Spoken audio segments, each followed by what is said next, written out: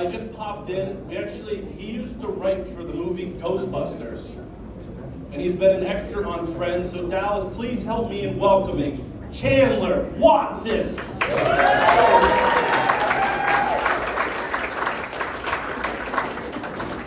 Now, did you ever see this Chandler on Friends? Like Ed said, he's like, cops make him feel uncomfortable. I know that feeling well.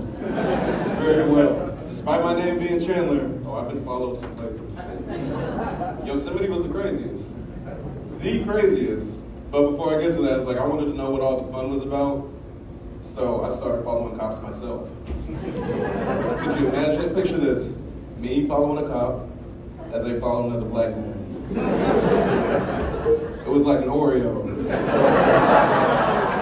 Except it kills you a lot quicker, you know? No diabetes needed. It's like you're not getting gout from all the diabetes, no sugars, like none of that. None of that, but it's like, it's interesting being in Dallas. It's like the whole drive down here, I listen to like messed up conspiracy theories about aliens, and that's not a good thing to do when you have to interact with people. It's not someone I stopped at the gas station, she's like, how you doing? I'm like, are they real? But it was like, I see y'all drinking. I remember my first beer. Terrible.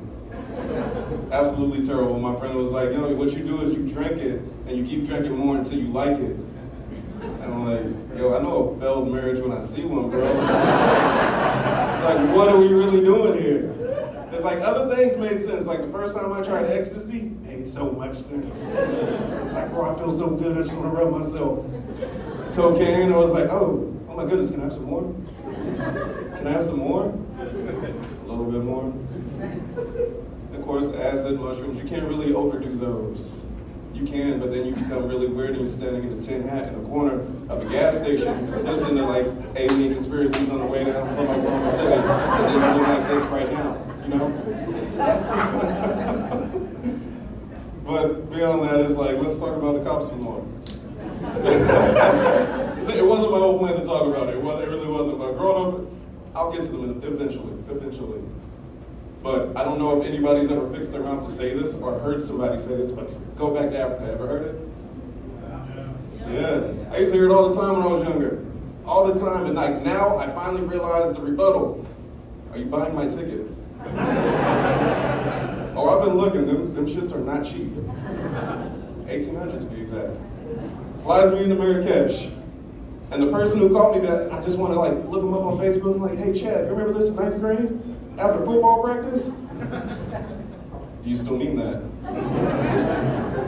Because I will gladly go back to Africa. I mean, it was free to get here, not so free to get back, you know what I'm saying? I mean, because like, look at America, what do I have to worry about? Like grocery store shooting? If I have a kid, I gotta worry about a school shooting. Cops. Told you I'd get back to them. Worst of all, taxes. You guys like paying taxes? Yeah, Africa, what do I gotta worry about? At worst, a rogue Simba. You know what I'm saying? It's like, oh, Simba's over there wilding out. I just gotta outrun you, bro. I'm good. Out here in the Serengeti living free.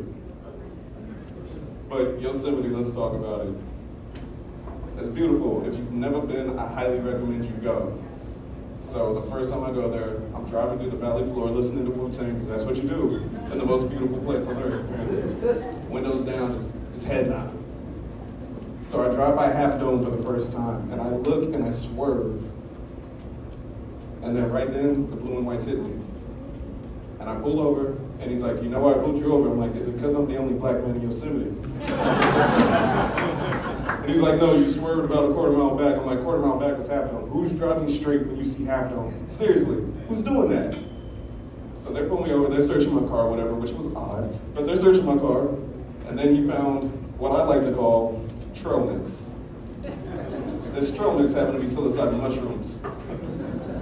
And he's like, what is that? I'm like, it's trail mix, sir. It's trail mix. And he opened it up and smelled it, and he's like, I'm like, why would you ask? But he's seen if I was gonna be honest and whatnot. It's like, it's what they all do. So I thought I was going to jail. And so I'm sitting there and I just start spilling the beans on everything. Like, yeah, I did mushrooms, shot some shotguns on 4th of July. I felt free. I was American, man. It was great. And then he's like, last time somebody ate mushrooms out here, they jumped off the bridge. I'm like, did they enjoy their swim? And he's like, No, he broke his neck. I'm like, well, he was at one with Earth. Namaste. But anyways, so they write me a ticket and I have to leave Yosemite and then I have to come back 6 months later to go to court. And the whole time I was debating, do I bring more mushrooms? Because if I'm going to jail, I'm going to eat mushrooms while looking at the most beautiful courthouse, which has a waterfall right behind it. It's like, talk about seeing it.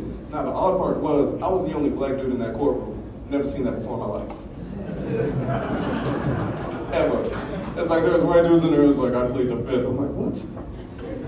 What did you do? He's like, you don't want to know, brother. You do not want to know. But anyways, it's like, yo, my name is Chandler Watson. Give it up for your host, Hyena. Come on, Dallas, show some love for Chandler Watson! You guys see these QR codes on your table? If you scan those and sign up, Hyenas gives out free tickets every week to future